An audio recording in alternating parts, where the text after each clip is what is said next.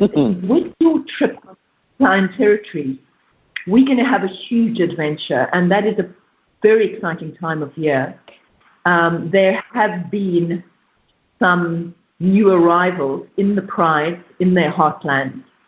So we know that our founder lioness, a very famous lioness called Mara, who was rescued, and that's a big story. We won't relay her story now, but her lineage is secured now into the 4th generation.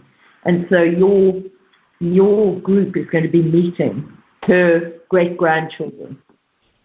Well, I think it's also should be noted that those great-grandchildren were born while you were here doing your weekend Lion-Hearted Leadership Workshop here at in Santa Clarita. So I think that it's just outside of Los Angeles. So I think it's I'm hoping that every person that was here for that workshop is joining me on that trip, and I'm going to make sure they secure their spot, because that was so. I mean, actually, all of them want to. So I think that was really one of my most favorite mornings, was waking up and you sharing that news of the babies being born. So I feel like it's, of course I have to come see them, and I think it's just so amazing that you've been able to preserve that lineage, and that it's just going to exponentially continue. Incredible. And the exciting, one of the incredibly exciting aspects about our project is that it's the lineage of the sacred white lions, who are known to be star lions, but in their original heartlands. It's a sacred site, according to Credo Mutua, who I mentioned earlier in our show. The birthplace of the white lions was declared a protected site by African kings hundreds of years before South Africa's Kruger National Park was proclaimed. And so to meet with the white lions in their sacred site is an incredible experience. Now, Joan has just come back from Kenya, where she's been communicating with elephants, those magnificent beings. How are you going to prepare your participants for the experience of a heart-to-heart with the king of animals? Well, I think anybody that's interested in coming on this trip is already pretty reverent and aware of their magnificence, and will be familiar with both your work and my work. So I feel like a lot of deep heart-centered meditations and lion-hearted, understanding some of your lion-hearted laws. I'll have a lot of people, hopefully they will have come to the workshop here or seen you speak in Seattle, or you have other dates here in the States. So maybe you'll collect some people along your exciting journey, because I think you're going to be in Sedona and Chicago also. So you've got quite a U.S.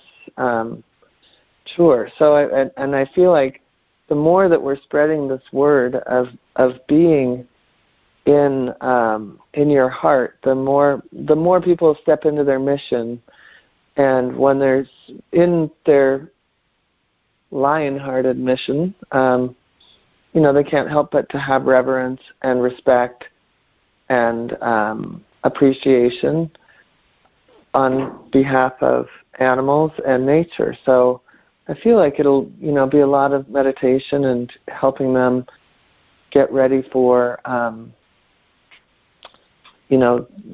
being of service at this huge level. Well, that's such a key word. And, many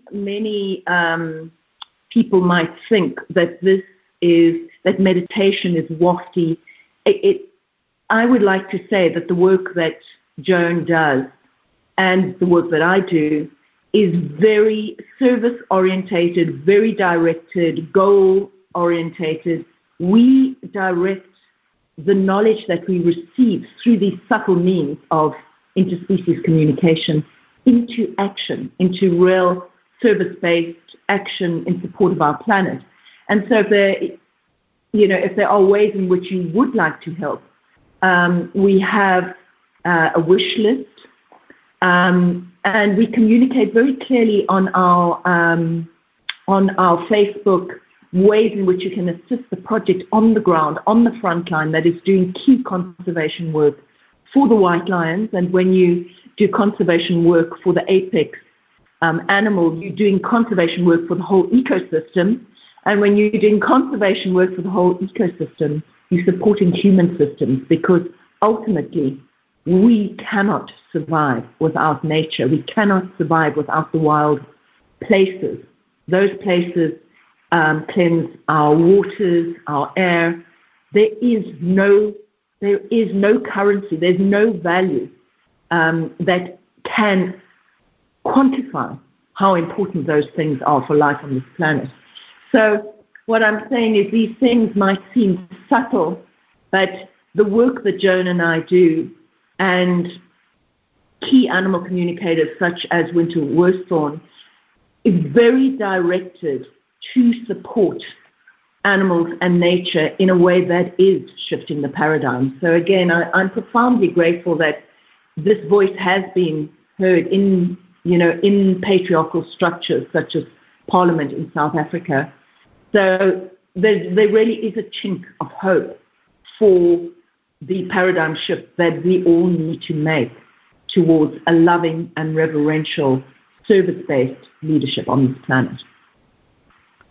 And I think it's Sorry, I'm just going to hand over to you to close. We have just over 3.5 minutes before our program closes, and I'd love for you to speak into that from the position of a professional animal communicator. Well, the one thing I would say is that I feel like a lot of people, when they are heart-based and they are wanting to be in this connected world, it can be very overwhelming at first. And I think one of the biggest things we have to do as animal communicators, as healers, as people that want to help the planet, is to, number one, not get overwhelmed, and number two, have a clear mission of what it is that you want to see on the planet, and number three, take little action steps every day toward that bigger mission, and number four, really realize that when you have that mission, it can override the feelings of overwhelm and that sense of, oh, this isn't going to help.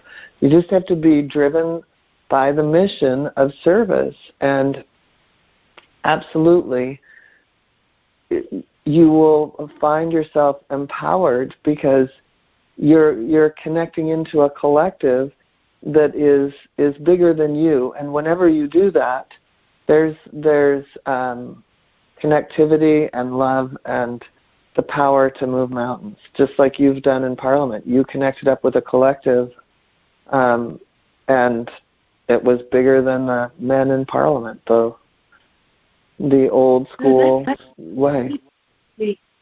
Great. It's the little steps. It's actually the humility of serving and recognizing you're part of a collective, and the collective is the field of the creator. So actually everything's possible because you're working with that ninth law of co-creation with the creator, but it requires that humility of service, and then you achieve these big things in little steps in the way you describe. And the training with Lion-Hearted Leadership is essentially about resilience tools to deal with those moments of self-doubt and those moments when you think this is too much for me. Those are actually default ego states. So Joan and I, it's wonderful to work together. I know our time now is drawing to a close, but we've got these events planned together, and that is a very exciting continuum to share with our listeners. Absolutely. So, Joan, thank you for being on the show, and thank you for opening your space to the teachings. I know you've got very special four-leggeds in your part of the world. Give them a big hug from me and look forward to our time together. Me too, and sending a big hug to all the, everybody wants to hug a lion in their dreams, so I'm sending big hugs to the beautiful pride and to the wonderful people you have surrounding you, especially this minute, those my two favorites. Will do, and we'll in a future program we'll talk about why we don't hug lions, but we do that in our hearts. In our hearts, exactly. It was a heart hug. I would never. Lots of love. Thank you, Joan. Thank you. Okay, bye. You have been listening to One United Roar for lions and all of nature, and this could well have been the most important listening hour of your life. We hope you've been informed, inspired, and ignited with the wonder and the oneness of all of life.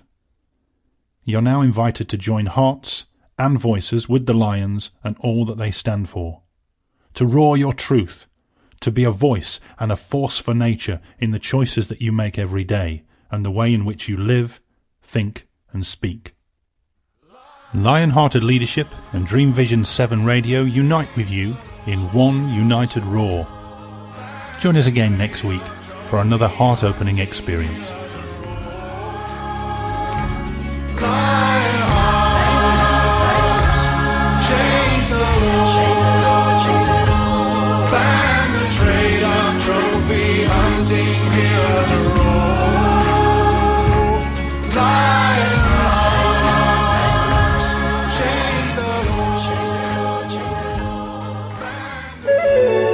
This is Dream Vision 7 Radio Network, uniting mankind with universal love.